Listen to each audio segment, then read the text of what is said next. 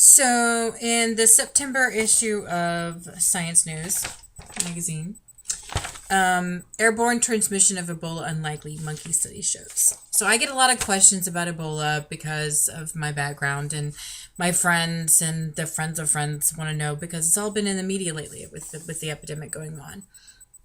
And there's lots of interest, and there should be, because with the epidemic, comes likely pandemic, and pandemic meaning across the world.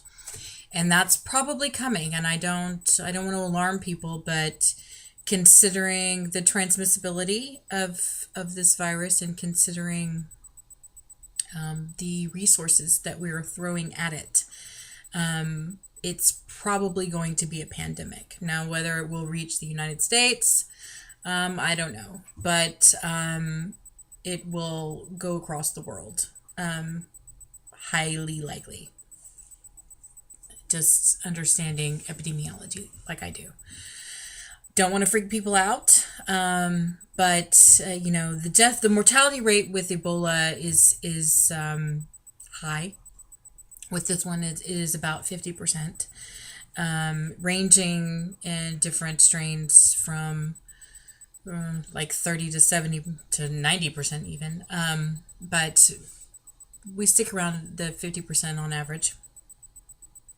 And it has to do with how tangled up your connective tissue is, whether or not you will have the hemorrhagic problems that are associated with Ebola, or you will just have the flu-like symptoms that are associated with Ebola.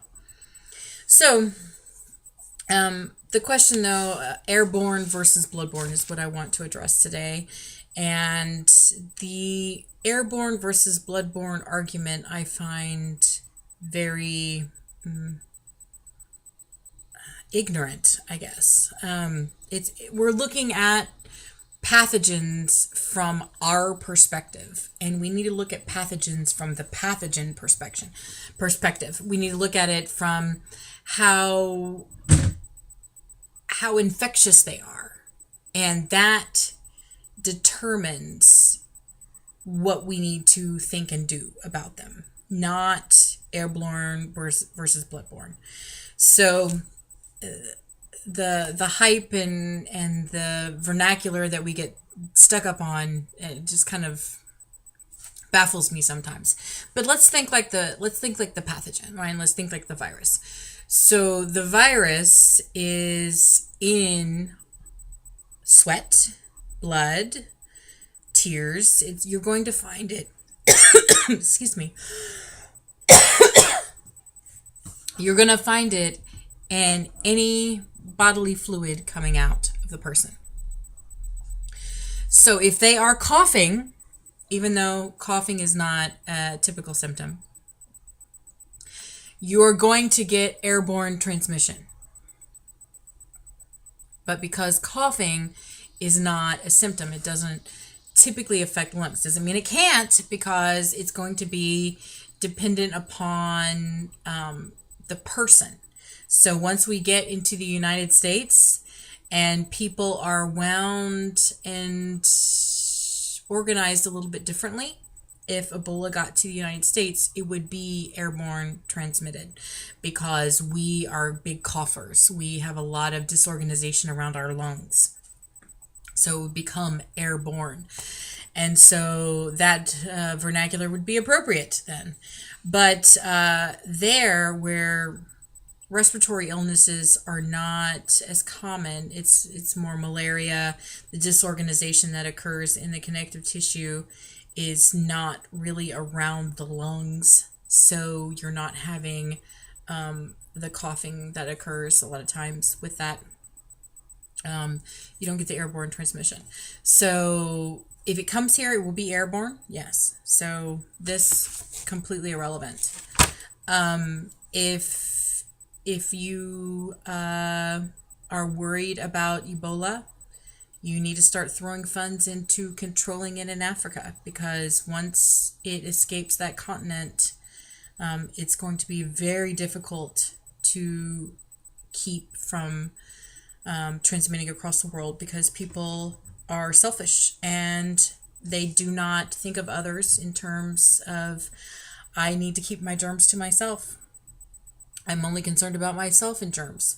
And because we have that philosophy here on Earth, transmission is going to be very, very rapid and bad.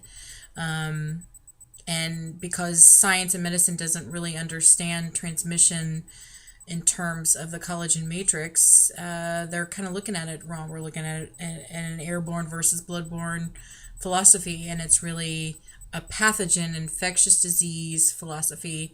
And then you have to look at the populations and how they're disorganized to determine what transmissibility is going to likely occur. So once we get to the United States, like I said, it will be lots of sputum, because it is in saliva, it is in mucosa. Those particulates will be in the air, and we will have Ebola everywhere. But in Africa, that's not the case. So with airborne versus bloodborne, with pathogens, just again, think like a virus, think like a bacteria. I know they don't have brains, but if they did, that's from their perspective. Think like them. So the virus is going to be in these fluids. How are these fluids going to get to you? So right now, they're in Africa. Right now, we need to be putting lots of money and lots of coordinated effort into controlling it in Africa. Because once it gets out of there, the world is in trouble. The world is in serious, serious trouble. But right now, it is contained on that continent. My fear is that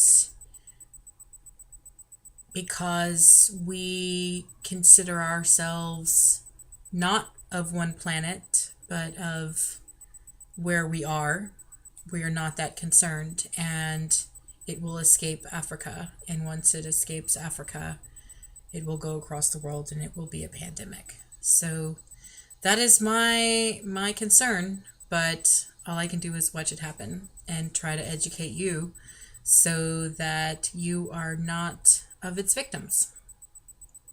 Organize your matrix. It will keep you from having the hemorrhaging that occurs with Ebola. And we can talk more about specifics about Ebola as people are interested. But currently, I just wanted to address this airborne versus bloodborne question, because it comes up a lot. The transmissibility comes up a lot. Just the general questions about Ebola coming to the United States comes up with my friends and family and friends of friends. So that's my 2 cents on Ebola. It's probably coming. Organize your matrix. Get doing some yoga. That will really help, actually. So the more organized you are, the less chance you have of it wreaking havoc on your body. So we can talk more later. Have a great day.